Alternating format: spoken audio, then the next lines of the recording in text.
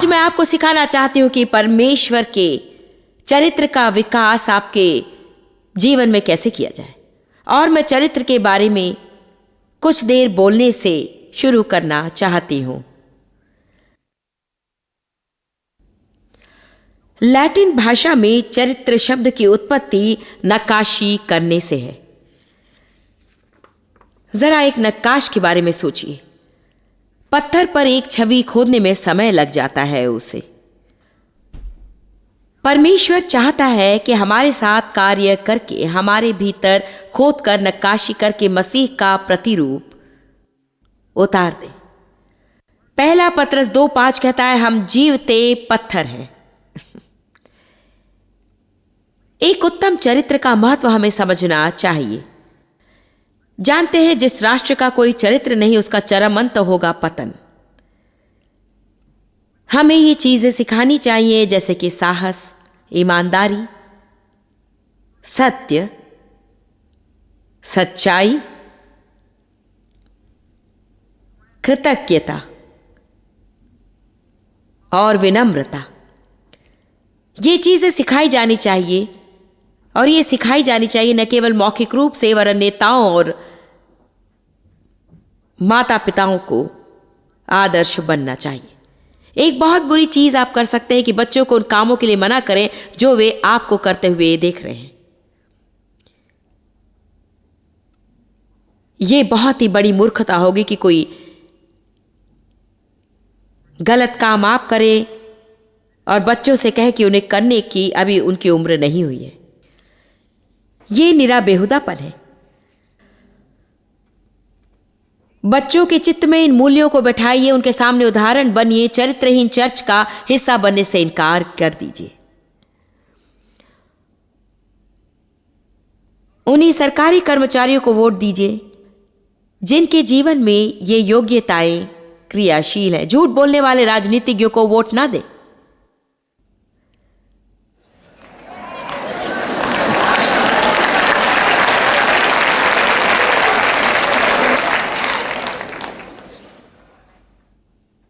अभी देर नहीं हुई है, अब भी समय हमारे देश के लिए, और हम बदल सकते हैं।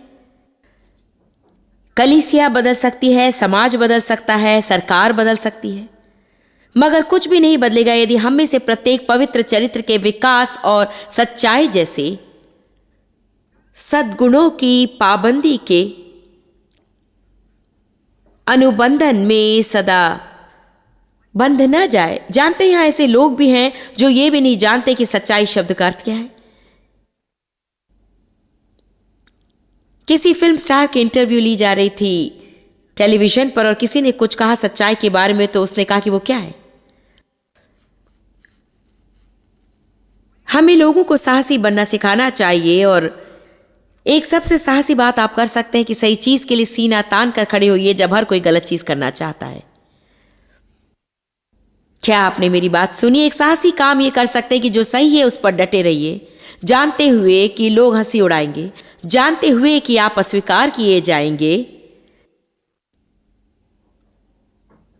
मगर सही कर्म को अवश्य चुनिए। यदि केवल आप ही ऐसा कर रहे हैं तो अंत में न केवल शांति, खुशी और तृप्ति मिलेगी आपके जीवन में, वरन आपको पुरस्कार भी मिलेगा।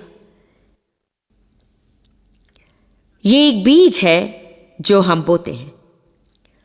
भीतर का नैतिक बल चरित्र है, ये सद्गुण भी कहलाता है। देखिए, सद्गुण बल है, सद्गुण ही बल है। यदि आप जाना चाहे, चलिए चलते हैं लूका 6:19 पर।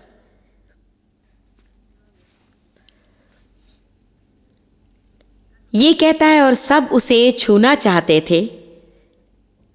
यीशु की बात हो रही है, क्योंकि उसमें से सामर्थ्य निकलकर सबको चंगा करती थी और कठिन रोगों और विपत्तियों से रक्षा करती थी। विस्तृत बाइबल कहती है कि चंगाई शक्ति उसे लगातार निकल रही थी, और किंग जेम्स संस्करण कहता है उससे सद्गुण निकलता जा रहा था। यदि आप जाना चाहें लूका 18 पर, जहां यीशु ने उस स्त्री को चंगा किया जिसका लहू बह रहा था, ये कहता है उसने झुककर उसे छुआ, उसके विश्वास ने उसे छुआ, उसके वस्त्र का किनारा उसने छुआ और उसे लगा कि सद्गुण निकलने लगे। ये सदा मेरे लिए दिलचस्पी की बात रही। सालों पहले मैंने इस पर एक पूरा अनुक्रम किया था कि हम सामर्थ कैसे खोजते हैं, परंतु यदि हम चरित्र को खोजें और सचमुच श्रेष्ठ बनने की सोचें और परमेश्वर के प्रिय लोग बन जाएं, तो फिर सामर्थ आपसे आती है। विशेषकर मेरी सेवकाई के शुरू के दिनों में, मुझे तो इसमें आए हुए करीब 30 साल हो गए, और तब वो चमत्कारी आंदोलन सामने था, विश्वास आंदोलन, इन दोनों बिल्कुल नया था। आत्मिक संग्राम के बारे में बहुत से शिक्षण हो रहे थे, चंगाई के शिक्षण भी चले आ रहे थे, और सब देखना चाहते थे कि ये सामर्थ उनके जीवन में काम करे। और विश्वासियों में ये एक बड़ी बात थी, वे आत्मा की भेंटों को पाना चाहते थे और चंगाई की सामर्थ वे पाना चाहते थे, और दुष्ट आत्मा को निकालने की सामर्थ, और सब प्रार्थना में सामर्थ्य बनना चाहते थे। परंतु एक बात जानते हैं, उन दिनों ये सब सिखाना तो अच्छा था, हमें सुनने की ज़रूरत थी। इसने कलीसिया को हिला दिया था, हमें आत्मा की बातें सुनने की ज़रूरत थी, मगर चरित्र पर शिक्षण में क्षीणता आने लगी। श्रेष्ठ बनने पर, सच्चाई में चलने पर, इन सभी चीज़ों में शिक्षण बहुत ही कम होने लगे। वास्तव में इन्हें एक साथ सिखाना चाहिए। यदि आपके जीवन में सच्चाई का उदय हो तो आप में सामर्थ्य अवश्य आएगी। यदि ईमानदार हो तो सामर्थ्य आएगी। यदि आप साहस की बुनियाद पर अधार्मिकता के विरुद्ध कमर कसकर डटे रहें, आप में सामर्थ्य आएगी। आमीन। मेरा जीवन धन्य हुआ जब मुझे इसका पता चला, क्योंकि राय का पहाड़ बनाना मैंने छोड़ दिया और मुख्य चीज को अपने जीवन की मुख्य चीज बनाना शुरू किया, और वो मुख्य चीज है ईश्वर जैसा बन जाना। यही लक्ष्य प्रभु ने हमारे लिए रखा है, अपने हाथ से वो अंकित करना चाहता है। कम ऑन, यीशु की प्रतिकृति स्थान के हर जीवते पत्थर पर जिस तरह की एक नक्काश यहां बैठ जाए और एक पत्थर पर खोदकर यीशु का चित्र बनाए, उसी तरह परमेश्वर हम में से प्रत्येक पर यीशु की प्रतिकृति खोदना चाहता है। बाइबल कहती है 2 कुरिन्थियों 5:20 में कि हम मसीह के व्यक्तिगत राजदूत हैं। वाह!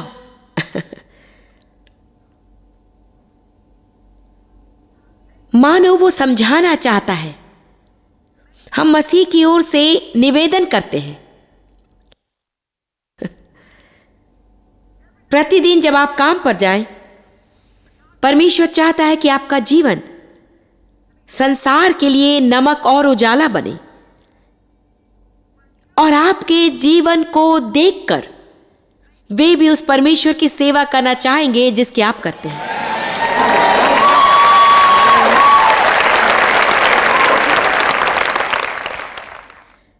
जब बच्चे और नौजवान स्कूल जाते हैं, उनका जीवन देखकर उनके सद्गुणों को लोग पाना चाहेंगे।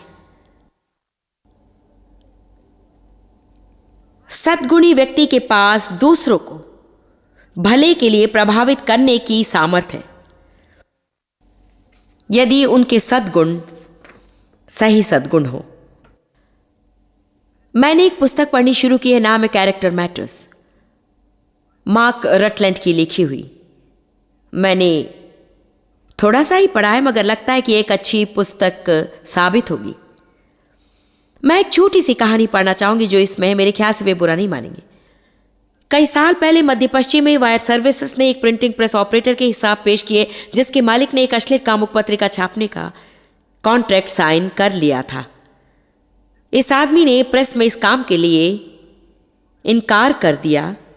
उसने विनती की, मैं कोई और काम कर दूंगा मगर इसको नहीं कर सकता। मेरी दुकान में चाहे धंधा ना भी हो, मगर उस कॉन्ट्रैक्ट पर काम नहीं कर सकता जहां आप अश्लील पत्रिका छापेंगे। मैं अपनी प्रेस को काम में नहीं लगाऊंगा जब इसका काम चलेगा। वो निकाल दिया गया। उसने लेबर यूनियन में अपील की, मगर उन्होंने सहारा देने से इनकार कर दिया। वो अपनी नौकरी से हाथ धो चुका, जबकि 3 ही साल बाकी थे उसके सेवानिवृत्त होने में पेंशन के साथ। उसने कहा कि मैंने एक पास्टर से इसकी आलोचना की और उस पास्टर की प्रतिक्रिया इस प्रकार थी, मेरे लिए ये सचमुच ही खेद की बात है। कैसा बेवकूफ है, प्रचारक ने कहा। यह आदमी हाथी तो निगल जाता है और दुम से परहेज करता है। आखिर कितना बड़ा सौदा होता है ये। उसे न तो पत्रिका पढ़नी थी, न तस्वीरों को देखना था। उसकी कोई जिम्मेदारी ही नहीं थी, उसे केवल छापने की मशीन ही चलानी थी।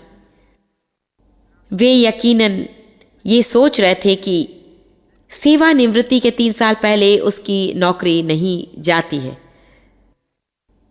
अब मुझे लगता है कि मेरे पास बड़ा काम है और अपने काम को मैं गंभीरता से लेती हूं, बहुत गंभीरता से।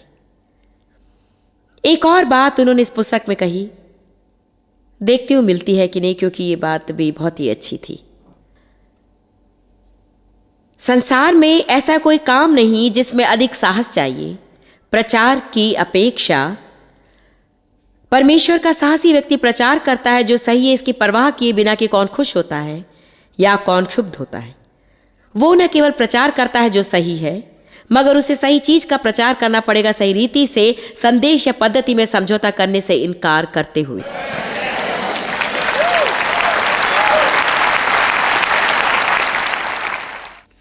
कोई कितना ही चाहे कि मैं कुछ और प्रचार करूं, किसी संगोष्ठी में मैं तो वही कहूंगी जो परमेश्वर चाहता है कि मैं कहूं।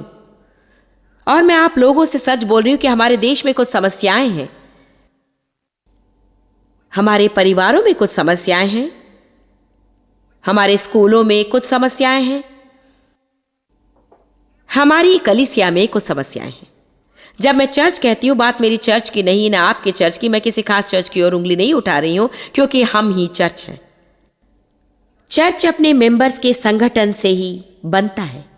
समस्याएं सामने आती हैं क्योंकि लोग बस समझौता कर लेते हैं।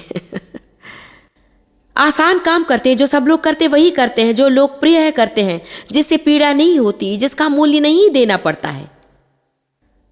जो कर सकते हैं कर लीजिए और सबका समर्थन पाते रहिए। नौकरी की सुरक्षा के लिए जो करना है कीजिए। हेलो,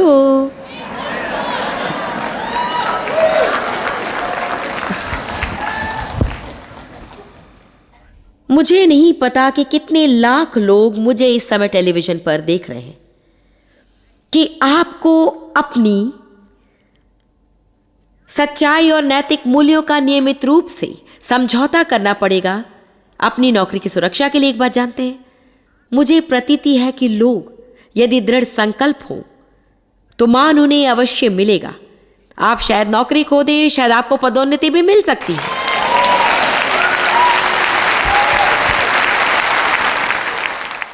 अपने बारे में एक छोटी सी कहानी आपको बताती हूं। आरंभ के उन दिनों में मुझ में बहुत सी खराबियां थी, मगर एक बात मुझे सदा लगती थी और वो हमेशा मेरे मन के अंदर थी, और वो था परमेश्वर का भय। एक बार एक स्थिति मेरे सामने आई। ये मेरे सेवकाई का काम शुरू करने या पवित्र आत्मा से पूर्ण होने के पहले की बात है। मैं फिर से जन्मी, प्रभु से प्रेम था, चर्च जाती थी, किंतु मैं विषयासक्त थी और एक सी फूड कंपनी में काम करने लगी। और पता चला कि जहाँ मैं काम करती थी वहाँ का मालिक बड़ा बेईमान है। हिसाब रखना मेरा काम था और एक दिन उसने मुझसे कहा कि हमारे बिजनेस की एक पार्टी ने अधिक भुगतान कर दिया था। एक बिल उन्होंने 2 बार चुकाया था, तो उनके हिसाब में $300 जमा हो गए और उनका मासिक ब्यौरा मैं तैयार करती थी कि उन्होंने कहा जमा को खर्चे में लिखो, ताकि उन्हें जब हिसाब मिले तो उन्हें लगे कि कुछ भी बाकी नहीं है। अर्थात उनके पैसे चुराने में वे मेरी मदद मांग रहे थे।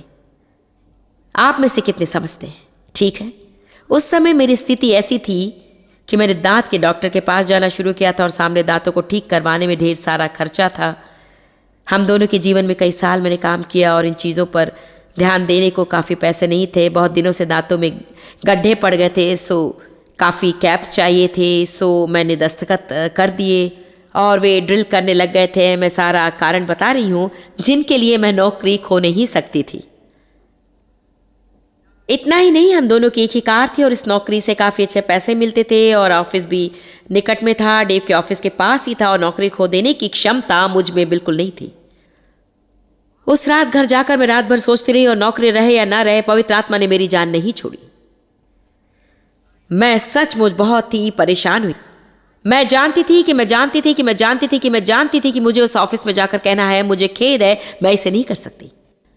जब मैं यूं कहती तो मुझे समझाना पड़ता कि क्यों। मैं मसीह हूं, मेरी आस्था कहती कि काम गलत होगा और मैं जानती थी कि मेरे कहने का अर्थ होता मैं उन पर चोरी का इल्जाम लगा रही थी। मैं सच बता रही कि उस रात मैं सोई नहीं। सुबह जल्दी उठ गई, मैं कांप रही थी, मगर उस दिन मैं ऑफिस जल्दी पहुंची क्योंकि वे औरों के आने से पहले पहुंच जाते थे। सुबह 7 बजे मैं उनके ऑफिस गई और उनसे कहा मुझे आपसे कुछ बातें करनी है। तब उन्होंने कहा क्या? मैंने कहा कल हिसाब का लेखा आपने निकलवाया था और मुझसे कहा कि जमा को खर्च में डालकर भेज दो। उन्होंने कहा कि हाँ। मैंने कहा मैं नहीं कर सकती। क्यों नहीं? मैंने कहा देखिए, आप शायद इसे ना समझे, मगर मैं मसीह हूं और मेरी आस्था कहती कि ऐसा करना गलत होगा क्योंकि उनके पैसे हम पर निकलते हैं और हम हिसाब लिख दें कि हम पर उनका कुछ बाकी नहीं, तो मुझे लगता है कि हम उनके पैसे चुरा रहे हैं। मैंने कहा आपको शायद ऐसा ना लगे, मगर मुझे ऐसा लगता है और मुझे खेद है कि मैं नहीं कर सकती। मैं अपनी नौकरी खोना नहीं चाहती, पर यह काम मुझसे नहीं होगा। अच्छा, तो आप जाइए और अपना काम कीजिए। तो मैं बाहर चली आई, काम करने लगी और दिन भर निकाल दी जाने की बाट जोहती रही। मारे डर की मेरी हालत खराब थी। शाम को वे बाहर आए और जो स्टेटमेंट मैंने निकाला था उसे देखकर कहा उन्हें बस चेक भेज दीजिए।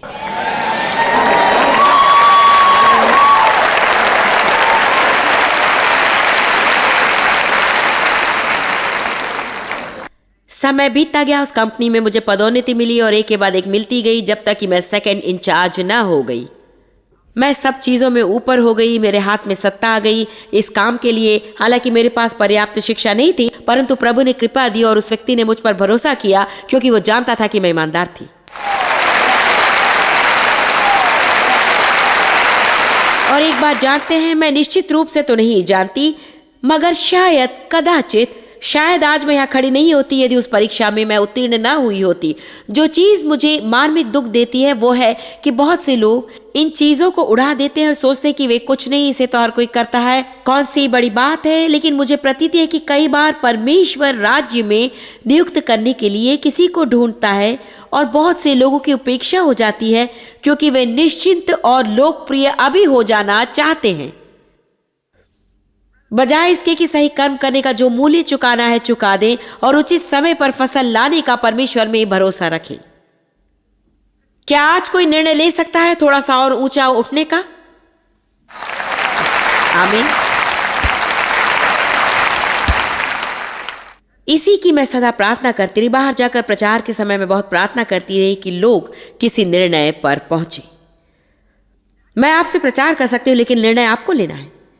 मैं भावनात्मक निर्णय की बात नहीं कर रही जो उत्तेजना का फल है, रोशनी से जगमगाती संगोष्ठी में जोशीले प्रचार से प्रभावित होकर जी हाँ आमीन सब कुछ न्योछावर है। देखिए, मैं ऐसे निर्णय की बात कर रही जो स्थायी हो और टिके, और जब आप घर जाएं और जब इस पाबंदी का मूल्य चुकाना पड़े फिर भी आप सही कर्म ही करेंगे।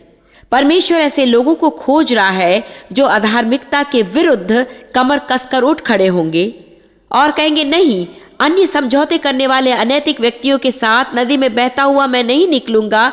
यदि लहर के विरुद्ध तैरने वाला एकमात्र मैं ही निकला तो भी मैं हर विरोध से जूझता हुआ आगे निकलूंगा और सही कर्म करूंगा। मुझे परवाह नहीं कि लोग मुझे अनिश्चित मन वाला कहें, दुधारी बातों वाला कहें, धर्म का अंधा कहें या जो चाहे कह ले।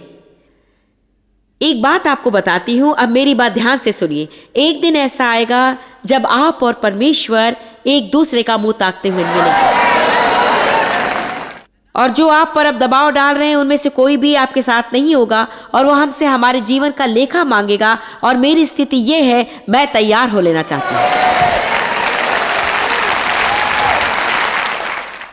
कृपया मेरी आपसे विनती है, यीशु के नाम में हम में से प्रत्येक उत्तम निर्णय लेना शुरू करे, और यदि हमें कुछ दिन अकेले रहना पड़े तो रह लेते हैं अकेले थोड़े दिन। परमेश्वर आपको उचित समय पर नए मित्र देगा। यदि नौकरी चली जाए तो प्रभु आपको बेहतर नौकरी देगा। यदि आप इसे उसके लिए करें तो आपको पुरस्कार देगा और बेहतरी भी अवश्य देगा।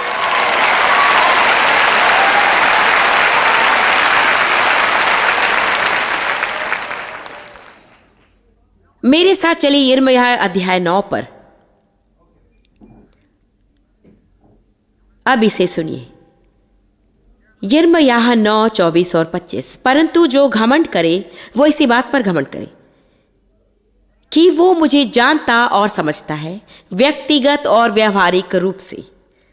जरा 1 मिनट इस शब्द व्यवहारिक रूप पर रुक जाइए। सीधी तरह मेरे स्वभाव को जानता और समझता है कि मैं ही वो यहोवा हूं जो पृथ्वी पर करुणा और न्याय और धर्म के काम करता हूं, क्योंकि मैं इन्हीं बातों से प्रसन्न रहता हूं। प्रभु की वाणी है। देखो, यहोवा की ये वाणी है कि ऐसे दिन आने वाले हैं कि जिनका खतना हुआ हो केवल शरीर से, उनको खतना रहितों के समान जिनके भीतर शुद्धि नहीं, दंड दूंगा। क्या इसे यदि दोबारा पढ़ो तो ठीक होगा? परंतु जो घमंड करे वो इसी बात पर घमंड करे कि वो मुझे जानता और समझता है, व्यक्तिगत और व्यवहारिक रूप से। ये पर्याप्त नहीं कि आपका प्रचारक प्रभु को जाने, आपको उसे जानना चाहिए। प्रभु के साथ समय बिताना मैं सिखा सकती हूं, किंतु आपका समय आपके लिए मैं बिता नहीं सकती प्रभु के साथ।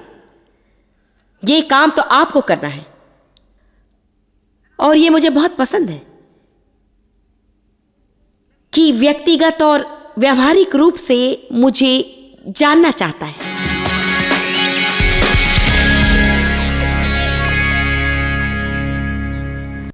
हमारा चरित्र बहुत ही महत्वपूर्ण है। इसे हम लगातार साथ रखते हैं, ना कि कभी कभी यही हमारे जीवन में अंतर लाता है। मेरे विचार से दूसरे हमें देखें कि हम स्थिर हैं, उन्हें मानना चाहिए कि हम सच्चे लोग हैं, वादा निभाने वाले लोग हैं, कहें जो करने वाले हैं और वही करें जो हमने कहा है। हमें ईमानदार होना है, सदा सच बोलना चाहिए। हमें बहुत सी चीज़ें सीखनी चाहिए जब हम परमेश्वर में बढ़ रहे हैं।